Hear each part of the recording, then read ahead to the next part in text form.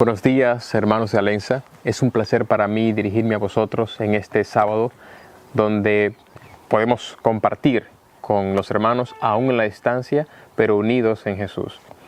Quiero compartir también con vosotros la alegría de poder estar aquí, ¿verdad?, en la naturaleza, en este escenario que Dios nos concede. Yo sé que estos días estamos hablando precisamente de todo lo que tiene que ver con la creación. Y estamos muy alegres de saber que Dios, a través de aún en la distancia, nos mantiene unidos a Él y el fuego de nuestra fe se sigue avivando. Hoy me gustaría compartir con vosotros uno de los temas actuales que está teniendo repercusión en el mundo cristiano. Y es un tema que a mí me está apasionando mucho y al que le he dedicado muchas horas de estudio, porque realmente creo que al final de esta pandemia deberíamos salir con algunas certezas y algunas dudas que ha generado la pandemia deberían ser aclaradas. Hoy me gustaría referirme puntualmente al coronavirus y a que estudiáramos, que podamos ver, según la Biblia, quién envió esta pandemia. Muchos entre nosotros probablemente tengamos esto muy claro.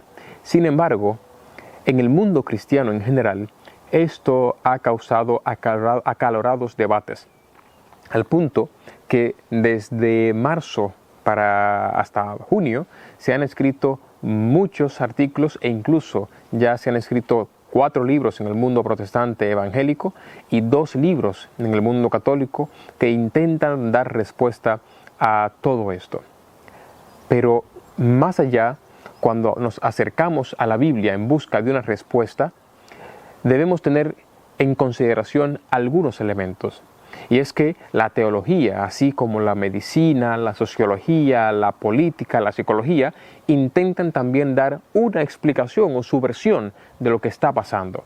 Porque sin duda es una crisis que no veíamos venir y además es una crisis profunda que ha tocado todos los ámbitos de la sociedad. Y me gustaría comenzar, si es posible, con una corta oración. Oremos. Santo Padre, gracias por tu palabra. Ayúdanos a comprenderla. En el nombre de Jesús. Amén. Hermanos, me gustaría simplificar esto, especialmente para que lo podamos comprender en 2 elementos. ¿Qué es lo que está, digamos, en boga? ¿Qué se está pensando en el mundo protestante, en el mundo cristiano? En el mundo cristiano actualmente se está básicamente de acuerdo en 2 elementos. Número 1, Dios envió el coronavirus. Y esto lo vamos a ver en un momento. Cómo hay diferentes autores que afirman que Dios es el autor del coronavirus. Y en segundo lugar, dicen que todo el que tiene coronavirus está en pecado. Sí, hermanos, aunque parezca increíble, la mayoría del mundo cristiano cree esto. De hecho, estuve hablando con alguien en Ecuador el pasado miércoles y me decía que él, que fue afectado de coronavirus, estuvo yendo a algún lugar y se encontró con un hermano cristiano que le dijo: bueno, no sabía que te había dado coronavirus, pero me gustaría decirte que a mí no me ha dado coronavirus y no creo que me vaya a dar porque yo estoy en paz con Dios. Esto es un pensamiento muy primitivo que vemos en la Biblia, incluso en el tiempo de Job. También se reveló en el caso de los discípulos cuando le dijeron a Jesús: ¿quién ha pecado para que él naciera ciego? ¿Si ha sido él mismo o ha sido sus padres? Y en la respuesta de Jesús, ni él ni sus padres han pecado que es el resultado de que él naciera ciego. Comprendemos cómo Dios intenta resolver, aclarar, dejar en evidencia de que no necesariamente los que están en paz con Dios están dentro de una burbuja de protección que nada les pasa. Y esto es importante que lo tengamos en cuenta. Sin embargo, el mundo ha ido en torno a esta respuesta que básicamente parte de una visión muy primitiva de la lectura de la Escritura. Y esta lógica, la que explica o la que llega a definir que Dios es el causante del coronavirus, dice básicamente lo siguiente: todo lo que Dios permite, en última instancia lo está provocando. Si Dios provoca el coronavirus, entonces esto sería una plaga. Si es una plaga, según la Biblia, las plagas no llegan a los hijos de Dios, y así queda en evidencia, por ejemplo, en el caso de Egipto. Y en el caso del pueblo de Israel, a su salida de Egipto, ninguna de las plagas llegó al pueblo de Israel. Así que todo aquel que tiene coronavirus realmente está en pecado porque le ha llegado la plaga. O sea, está fuera, de cierto modo, de la gracia de Dios. No obstante, la Biblia no enseña que todo lo que Dios permite realmente lo está provocando.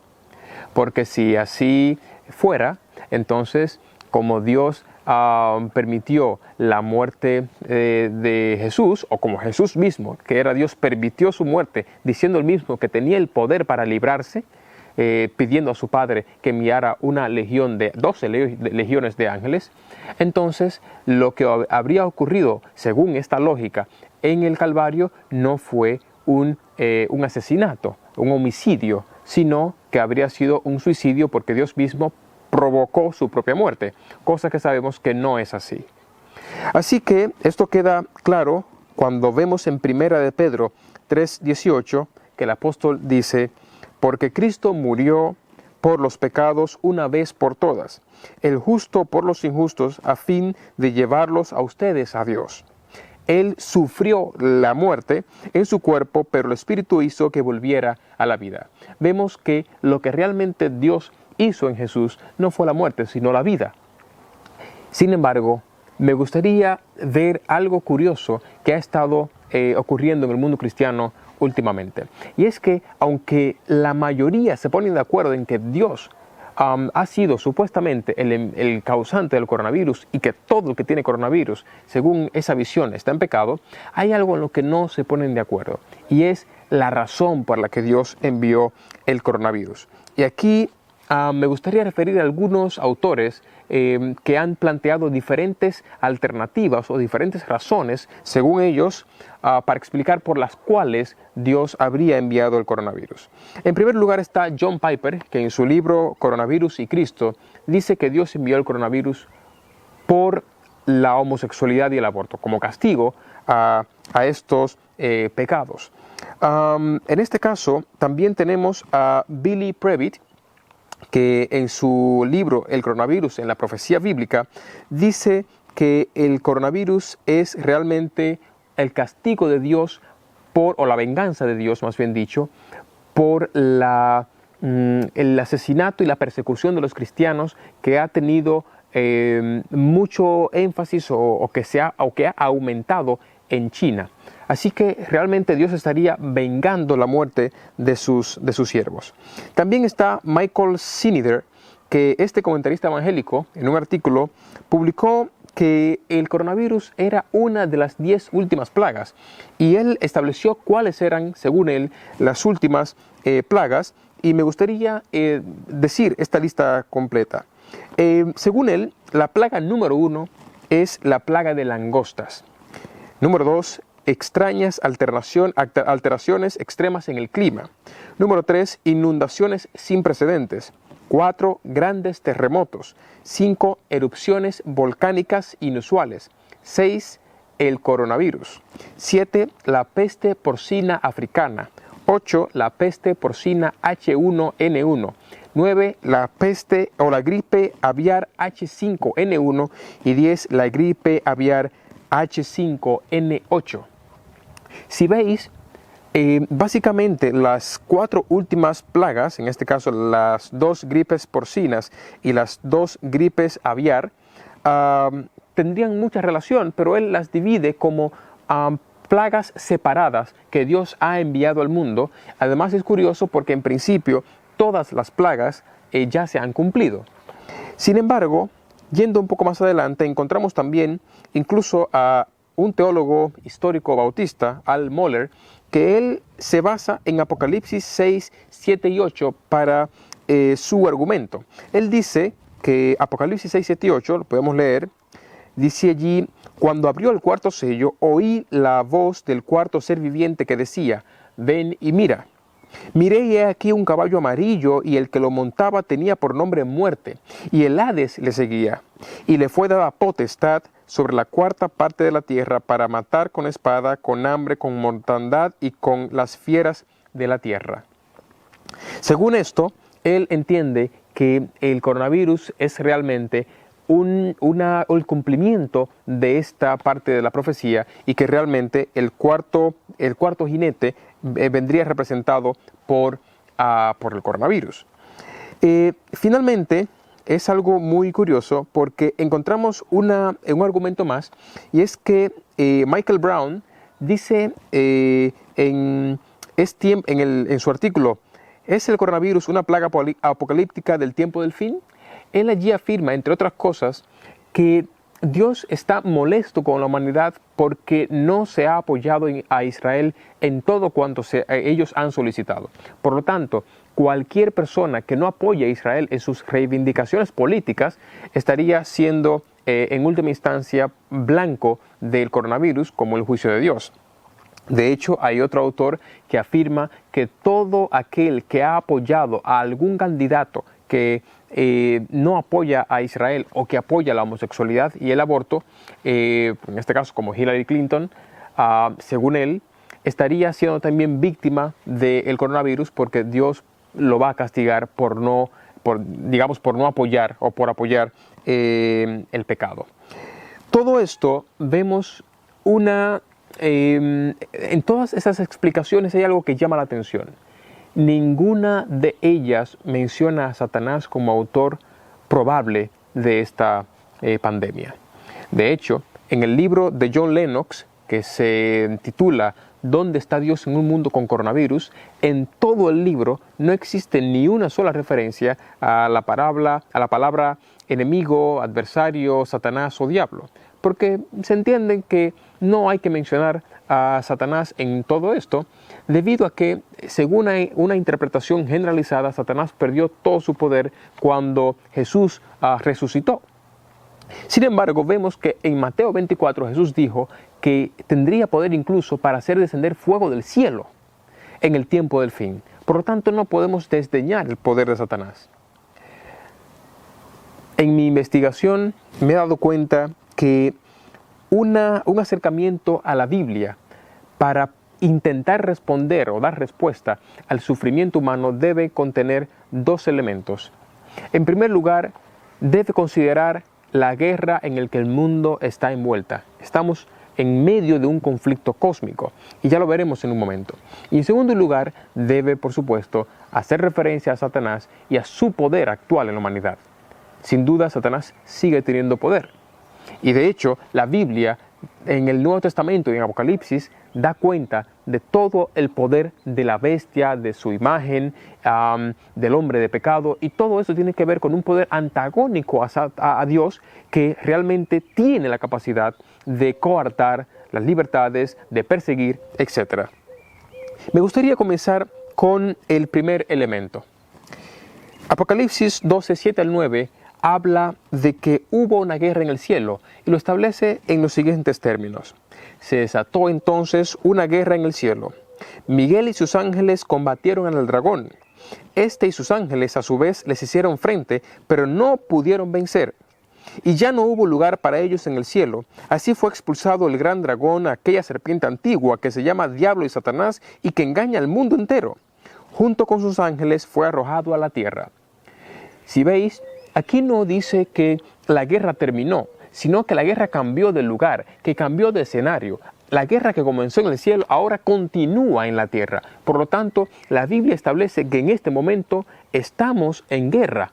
De hecho, la Biblia dice que todo el mundo padece bajo el poder del maligno. Así que, si nosotros comenzamos a buscar, a tirar de la cuerda para saber quién es el originador del coronavirus, muy probablemente nos encontremos con Satanás, que es su originador. Y vamos a ver más adelante cómo podemos hacer esto.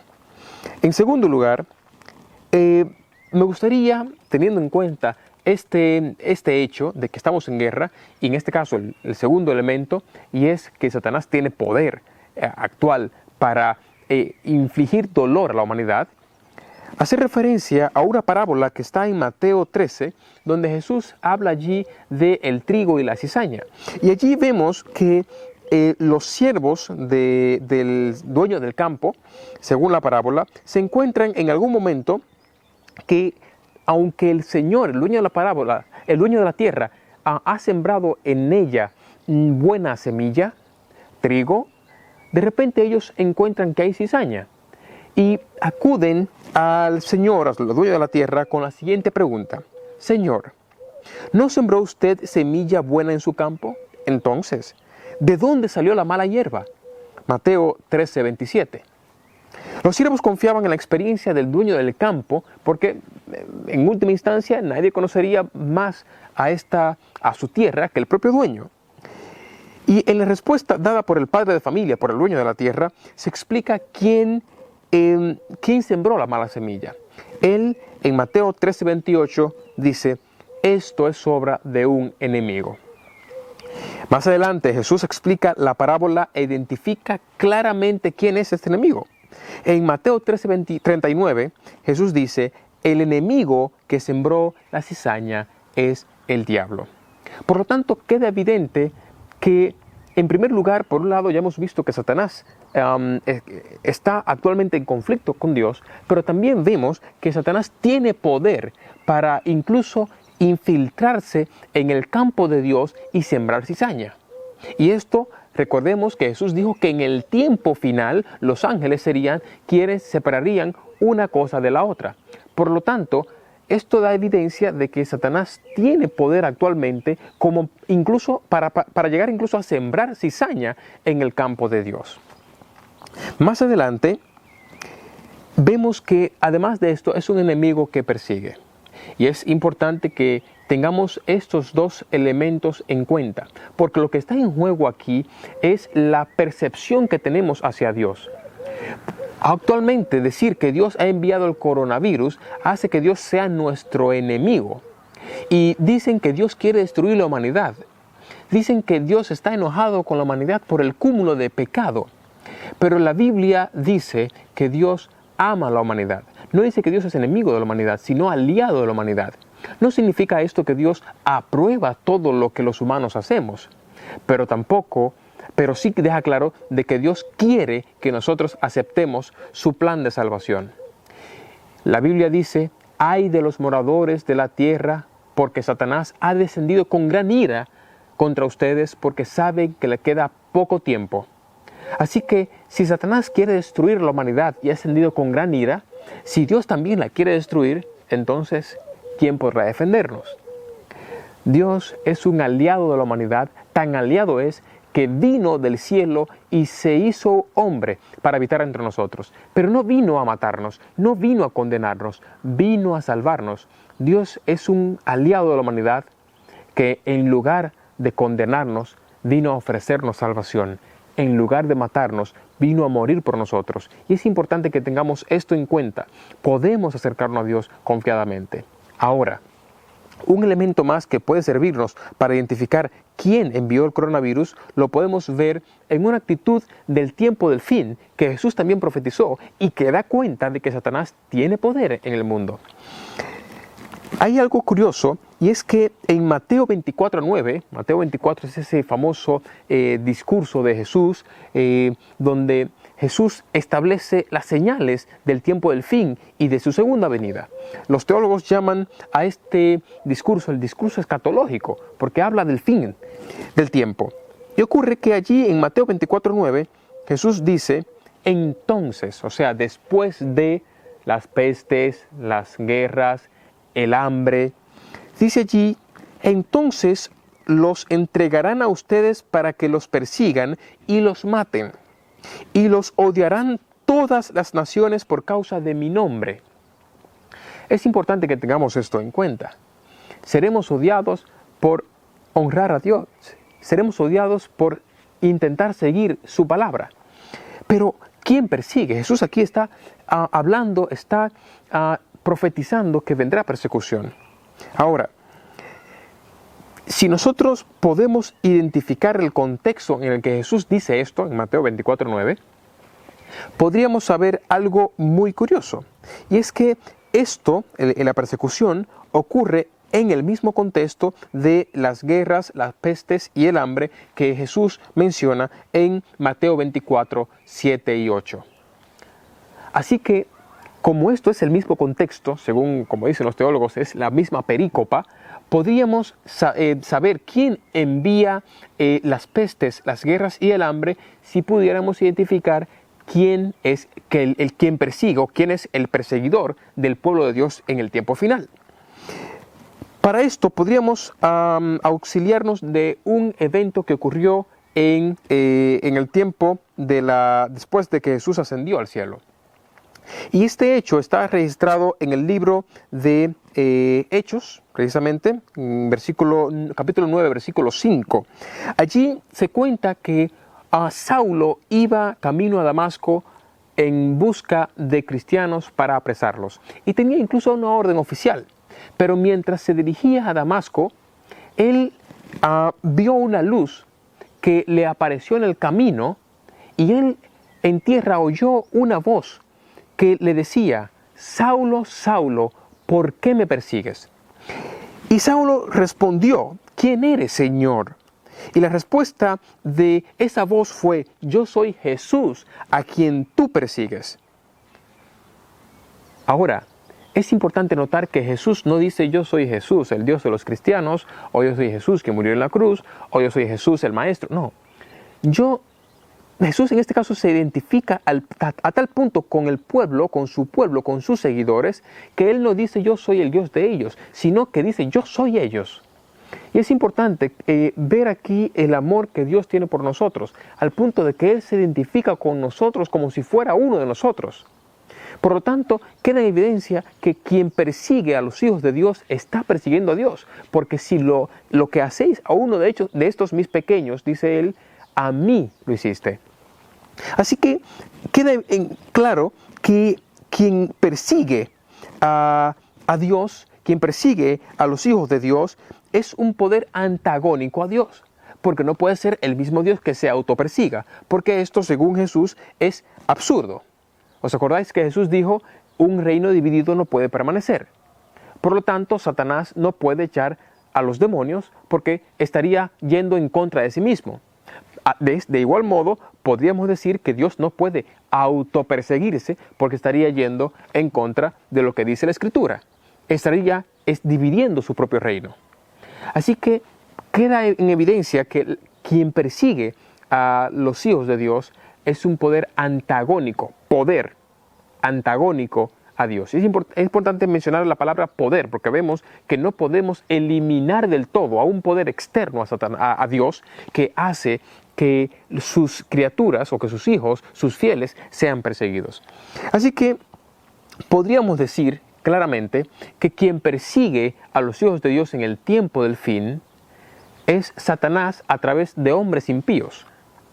Por lo tanto, dentro del mismo contexto, podríamos identificar claramente que quien envía las guerras, las pestes, el hambre, es Satanás, en Mateo 24, 7 y 8.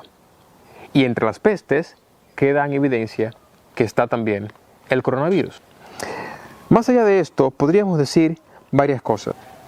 En primer lugar, Dios es amigo de la humanidad, no su enemigo. En segundo lugar, estamos en guerra. En tercer lugar, Satanás tiene poder y tiene incidencia en este momento en el mundo. Finalmente, me gustaría hacer un llamado ahora que estamos volviendo a la normalidad. Hace aproximadamente 75 días fuimos a la iglesia un sábado sin saber que era el último sábado que iríamos y que veríamos a nuestros hermanos. Y entramos el sábado y nos saludamos como siempre y cantamos como siempre y adoramos como siempre. Dimos la bienvenida sin ser conscientes de que no nos íbamos a ver otra vez por 70 días y algunos, tristemente, hasta el día de la segunda venida. Es mi llamado que en este momento, al volver a la iglesia, cuando nos toque, podamos hacerlo consciente de que un día iremos a la iglesia otra vez sin saber que nunca más nos veremos cara a cara en este mundo. Por lo tanto, hago un llamado a que cada sábado vayamos a la iglesia como si fuera el último, y nos saludemos como si fuera el último, y nos amemos como si fuera el último, y cantemos como si fuera el último sábado que vamos a cantar con nuestros hermanos. Porque pronto, en algún momento, llegará ese día cuando nos cambiaremos, iremos a la iglesia sin saber que nunca más vamos a ir a la iglesia porque la situación no lo va a permitir. Es tiempo de que nos acerquemos a Dios confiadamente para alcanzar el oportuno socorro.